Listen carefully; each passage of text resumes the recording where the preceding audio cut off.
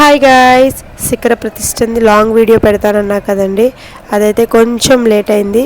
ఇవాళ అయితే దాని అప్డేట్ అయితే ఇచ్చేస్తున్నాను. దసరా రోజు అయితే మేము శిఖరాన్ని అయితే కలశంనైతే తీసుకొని వెళ్ళాం గుడి దగ్గరికి.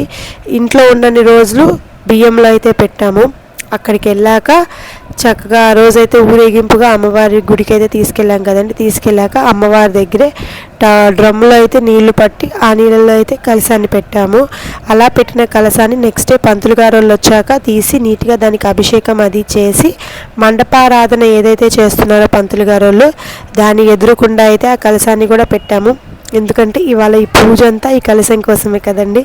ఈ కలశమే పైన శిఖరం పైన అయితే పెడతారు, అంటే గోపురం పైన అయితే పెడతారు.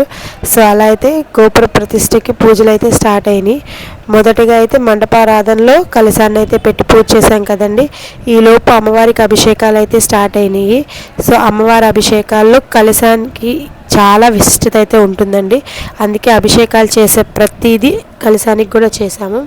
అమ్మవారికి కలశం ఎంత ఇంపార్టెంట్ అంటే గుడి మూసేసున్న టైంలో మనం కలశం చూసే కదండి దండం పెట్టుకునేది. సో అమ్మవారి పవర్ అంతా ఆ కలశంలో కూడా ఉంటుందండి.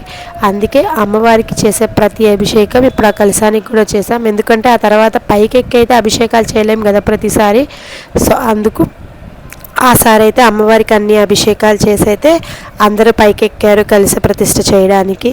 సో ఆ కలశ ప్రతిష్ఠలో అయితే ముందుగా పంతులు గారు పసుపు కుంకుమ అక్షంతలు వేసి పూజ చేశాక అందరూ అయితే నవరత్నాలు నవధాన్యాలు అయితే వేశారు. అవి వేసాక పైన అయితే దాన్ని పెట్టేసి శిఖరం అయితే ప్రతిష్ఠించారు. ఆ తర్వాత మేస్త్రీలు వచ్చి దాన్ని అక్కడ స్టాండర్డ్గా అయితే సెట్ చేశారు. ఆ తర్వాత ఆ రోజు అంత విశిష్టత ఉన్న రోజు మేము ఏదో ఒకటైతే హోమం చేసుకోవాలి కదండి. అమ్మవారికి ఎంతో ఇష్టమైన చండీ హోమం అయితే చేసుకున్నాము. మొత్తం 3 హోమగుండాలు 12 జంటలు అయితే కూర్చున్నాయి. అలా అందరూ కూర్చున్నాకైతే ఒక చిన్న వీడియో తీసుకొని హోమం అయితే స్టార్ట్ చేశాము. చండీ హోమం అంటే అమ్మవారికి చాలా ఇష్టం కదండి. అందుకే ఈ సంవత్సరం చండీ హోమం అయితే చేయించాము. ఆ హోమంలో పిల్లలు కూడా కూర్చున్నారు. మా అమ్మాయి కూడా వేసింది హోమద్రవ్యాలు. కానీ కొంతసేపు ఆగాక పిల్లలిద్దరూ అయితే నిద్రపోయారు. అలా నిద్రపోయాకైతే పూజ అయితే చాలా బాగా జరిగింది. అంటే మెలుకున్నప్పుడు జరగలేదని కాదు, కాకపోతే ఆ వేడికి వాళ్ళు కొంచెం ఇబ్బంది పడ్డారు. కానీ పడుకున్నాకైతే చాలా ప్రశాంతంగా అయితే జరిగింది. ఆ పూజ అంతా అయిపోయాక అమ్మవారిని చక్కగా మళ్ళీ ఒకసారి దండం పెట్టుకొని పూర్ణాహుతిని అయితే ఆ హోమంలో వేసేసాక చక్కగా అక్కడే లంచ్ తినేసి అయితే రిటర్న్ వచ్చేసాము.